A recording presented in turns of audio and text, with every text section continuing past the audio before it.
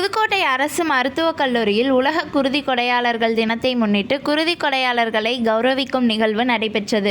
முதலில் மருத்துவக் கல்லூரி முதல்வர் டாக்டர் மணி தலைமையில் துணை முதல்வர் டாக்டர் ராஜ்மோகன், மருத்துவ கண்காணிப்பாளர் டாக்டர் இந்திராணி உள்ளிட்ட அனைத்து மருத்துவர்கள், மருத்துவ பணியாளர்கள், மருத்துவ மாணவர்கள் அடங்கிய நூற்றுக்கணக்கானோர் கலந்து கொண்ட பேரணி நடைபெற்றது.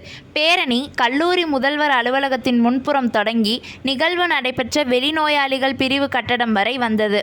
அந்த பேரணியில் இரத்த தானம் செய்ய வேண்டியதன் அவசியம் குறித்து பதாகைகள் ஏந்தியும் வாசகங்கள் பொறித்த அட்டைகளை ஏந்தியும் அனைவரும் முழக்கமிட்டு வந்தனர். குருதி கொடை செய்ய வேண்டியதன் அவசியம் குறித்து உறுதிமொழியும் முதல்வர் டாக்டர் மணி தலைமையில் எடுத்து கொண்டனர்.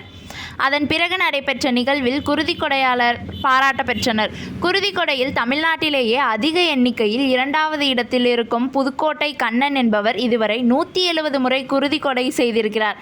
அவர் இந்த விழாவில் முக்கிய பிரமுகராக அழைத்து கௌரவிக்கப்பட்டார். பொதுவாகவே குருதி கொடை என்பது ஒருவர் கொடுக்கும் குருதியானது 3 பேர் முதல் 4 பேர் வரை உயிர் காக்கப்படுகிறது.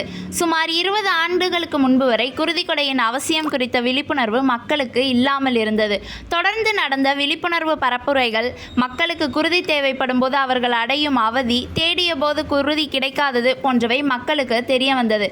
அதனால் ஆங்காங்கே நடைபெறும் இரத்த தான முகாம்களில் நிறைய குருதி கிடைக்க துவங்கியது. மேலும் கல்லூரி மாணவர்கள் மட்டுமே இரத்த தானம் செய்து வந்த நிலையில் இப்போது தலைவர்கள் பிறந்தநாள், உள்ளூர் தலைவர்கள் பிறந்தநாள் விழாக்கள் சார்பாக நடத்தப்படும் இரத்த தான முகாம்களில் கட்சிக்காரர்களும் தொண்டர்களும் இளைஞர்களும் கொடுக்க தயாராகி வந்துவிட்டார்கள். அதனால் குருதி இப்போது எளிதாக கிடைக்கிறது என்று சொல்லலாம். ஒரு காலத்தில் ஒருவர் ரத்தம் கொடுக்கிறார் என்றால் சில ஆயிரங்கள் கொடுத்து வாங்க வேண்டிய அவசர சூழ்நிலைகள் எல்லாம் இருந்தன. அந்த நிலை மாறியிருக்கிறது என்று சொல்லலாம்.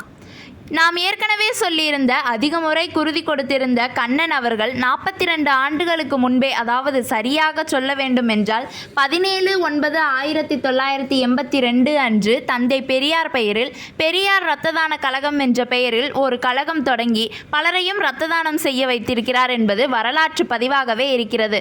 அந்த அளவுக்கு தமிழ்நாட்டில் மற்ற மாவட்டங்களை காட்டிலும் புதுக்கோட்டை மாவட்டத்தில் இரத்த தான விழிப்புணர்வு அவர் ஏற்படுத்தியிருக்கிறார் என்று சொன்னால் அது மிகையாகாது. அதனைத் தொடர்ந்து புதுக்கோட்டையிலேயே சிவகாமி இரத்த தான கழகம், சகாயம் IAS வழிகாட்டுதலுடன் தொடங்கிய மக்கள் பாதை குருதி கொடை குழு, செய்தியாளர்கள் முத்துப்பழம்பதி, ஷேக் அப்துல்லா தலைமையில் தொடங்கி உடற்கல்வி ஆசிரியர் முத்துராமலிங்கம் தலைமையில் செயல்பட்டு வரும் குருதிக்கூடு, அண்மையில் தொடங்கிய CVB குருதி பாசறை, அக்னி சிறகுகள் உள்ளிட்ட இன்னும் நிறைய அமைப்புகள் ஏற்படுத்தி குருதி கொடை வழங்கி வருகிறார்கள். ஒரு காலத்தில் இரத்த தானம் என்றால் கல்லூரி மாணவர்களிடம்தான் பெற முடியும் என்ற நிலையை மாற்றி காட்டியது நாம் குறிப்பிட்டுள்ள அமைப்புகளின் கீழ் உள்ள இளைஞர்கள் ஆவர். இவர்களில் குறிப்பிட்டு சொல்ல வேண்டிய நிலையில் பெண் பத்திரிகையாளர் சங்கவி பலமுறை புதுக்கோட்டை மக்களுக்கு தேவைப்படும் போதெல்லாம் குருதி வழங்கி இருக்கிறார். சுழற் சங்கம் என்று சொல்லக்கூடிய ரோட்டரி சங்கத்தை சேர்ந்த வள்ளியம்மை சுப்பிரமணியன் என்ற பெண்மணி இதுவரை 40 தடவைகளுக்கும் மேல் குருதி கொடை வழங்கி இந்த புதுக்கோட்டை மாவட்டத்திற்கும் பெண்ணினத்திற்கும் பெருமை சேர்த்திருக்கிறார். இவர்கள் வழங்கிய குருதி என்பது ஏதோ நம்மால் முடிந்தது தானம் செய்தோம் என்று குருதி கொடையாளர்கள் மேலோட்டமாக நினைத்து கொள்வதோ, யாரோ குருதி வழங்குகிறார்கள், நாம் நமது குடும்பத்தினருக்கு செலுத்தி உயிரை மீட்டு கொண்டோம் என்றோ கருதிவிட்டு சென்றுவிட முடியாது. அந்த அளவுக்கு அசட்டையாக பலரும் நினைக்கிறார்கள் என்பதற்காகத்தான் இதை இங்கு நினைவுபடுத்தவும் வேண்டியிருக்கிறது. ஆனால் கொரோனா பெருந்தொற்று வந்த காலத்தில் குருதி கொடையாளர்களின் சேவை என்பதை மக்கள் மட்டுமல்ல, அரசாங்கத்தால் கூட மறுக்க முடியாது. கொரோனா பெருந்தொற்று வந்த தொடக்க காலத்தில் புதுக்கோட்டை மருத்துவக் கல்லூரி இருக்கும் முள்ளூர் கிராமத்தை சேர்ந்த ஞானபாண்டியன் என்ற இளைஞர், அவர் மக்கள் பாதையின் சார்பில் குருதி கொடுத்ததோடு 100 பேருக்கும் மேல் விழிப்புணர்வு ஏற்படுத்தி அழைத்து வந்து குருதி கொடை செய்ய வைத்தார். இது சாதாரணமாக ஒலிபெருக்கியில் அறிவித்து அழைக்கும் அழைப்பு அல்ல. வீட்டை விட்டு வெளியில் வர பயந்து கொண்டிருந்த காலகட்டத்தில், வீதியில் நடமாட தடை விதிக்கப்பட்டிருந்த காலத்தில் அவர் குருதிக்காக ஓடி ஓடி அலைந்து கொண்டிருந்தார். அவருக்கு கொரோனா பெருந்தொற்று வந்து பாதிப்படைந்து குருதி கிடைக்காமலேயே அகால மரணம் அடைந்து விட்டார். அவரது மனைவியும் 3 குழந்தைகளும் நடுத்தெருவில் நிற்கிறார்கள். இதுவும் கொரோனா காலத்தில் குருதியின் தேவைக்கு அலைந்த குருதி கொடையின் அவசியம் குறித்த ஒரு வரலாறு என்பதையும் பதிவு செய்ய வேண்டியிருக்கிறது. ஞானபாண்டியன் அலைந்த அலைச்சலை காட்டிலும் இப்போதும் குருதி தேவை என்று வந்துவிட்டால் முதலில் ஓடி வந்து நிற்பவர் உடற்கல்வி ஆசிரியர் முத்துராமலிங்கம் அவர்கள். அவரை அணுகினால் எப்படியும் குருதி கிடைத்துவிடும் என்ற நம்பிக்கை மாவட்டத்தில் பலரும் அறிந்த வரலாறாக இருக்கிறது. இப்படியாக குருதிக்காக தங்கள் இன்னுயிரை போல நினைத்து புதுக்கோட்டை மாவட்டத்தில் நூற்றுக்கணக்கான குருதி கொடையாளர்கள் இருக்கிறார்கள், சேவை செய்து வருகிறார்கள். அவர்களிடம் எப்படியும் குருதியை உருவிவிடலாம் என்ற மனநிலையை தவிர்த்து குருதி தேவைப்படுபவர்கள் முதலில் தாங்கள் குருதி தர முன்வர வேண்டும். யாருக்கு தேவைப்படுகிறதோ அவர்களது குடும்ப உறுப்பினர்கள், நண்பர்கள் முன்வர வேண்டும். அவர்கள் வழங்குவது எந்த பிரிவு இரத்த வகையாக இருந்தாலும் கொடுத்துவிட்டு தங்களுக்கு தேவையான இரத்த வகையை பண்டமாற்று முறையில் பெற்றுக்கொள்ளலாம். நீங்கள் கொடுக்கலாமே என்று தேவைப்படுபவர்களிடம் எடுத்து சொல்லும்போது, நான் ராத்திரிதான் தண்ணி அடித்தேன் என்று வாய்க்கூசாமல் சொல்லிவிட்டு போகும் போக்கை தயவு செய்து தவிர்த்து கொள்ள வேண்டும் என்பதோடு, குருதி கொடை வழங்குவதற்கு ஆண்கள்தான் முன்வர வேண்டும் என்பதல்ல. ஊடகவியலாளர் சங்கவியைப் போல், சுழற்சங்கத்தை சேர்ந்த வள்ளியம்மை சுப்பிரமணியனைப் போல், திமுக தெய்வானையைப் போல், அண்மை காலமாக புதுக்கோட்டை அரசு மருத்துவக் கல்லூரியில் பணிபுரியும் சில பெண் மருத்துவர்களைப் போல் நிறைய பெண்களும் முன்வர வேண்டும் என்பதே புதுகை தந்தியின் தெருவிளையாடல் செய்தி சேனலின் வேண்டுகோளாகவும் இருக்கிறது. இந்த நிகழ்வில் இந்த ஆண்டில் யாரெல்லாம் 2 முறைக்கு மேல் குருதி வழங்கினார்களோ அவர்களை தேர்ந்தெடுத்து புதுக்கோட்டை மருத்துவக் கல்லூரி கௌரவப்படுத்தியது.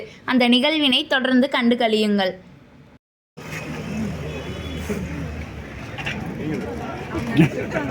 Doctor Chitrakala Sukumar ma'am,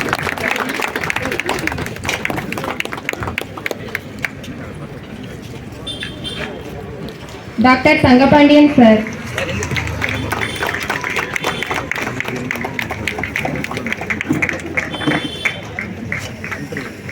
doctor Fajrul Ahamed sir,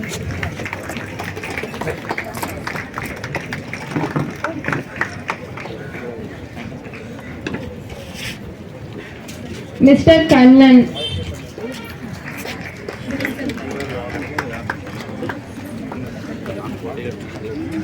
mister Sivasankar,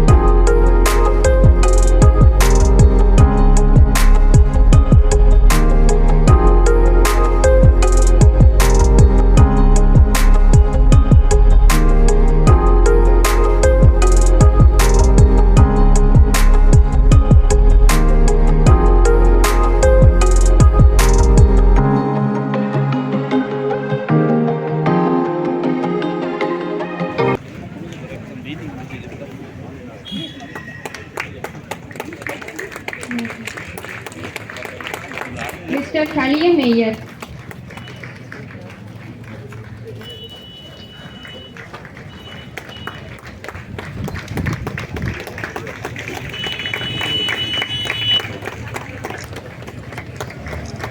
mister Balamanikandan,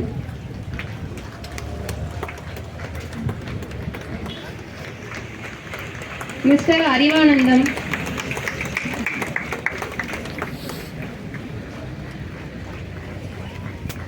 mister Manikandan,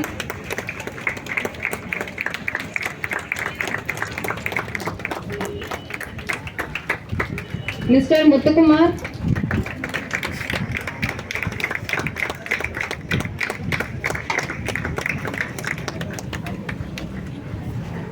mister Mohammed Sajeeth,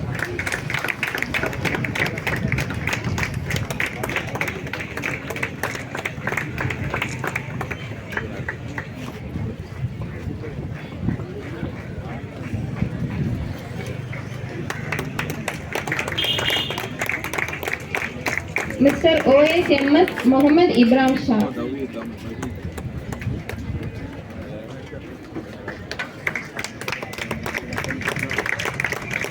mister Abdul Haleeth,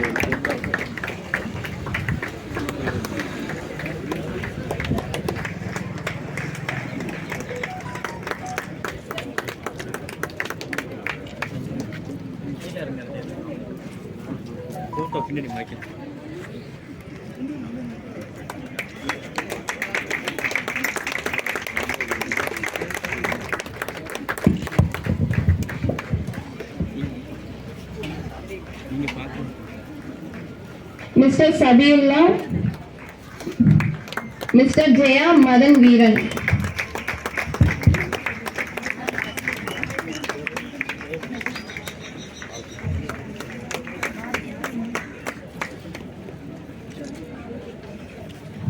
Mr. Bharatidasan.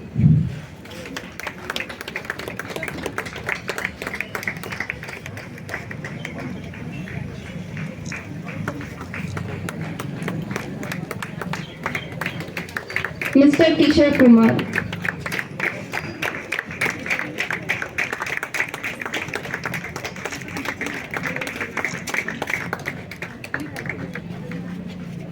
Mr. Dileepan.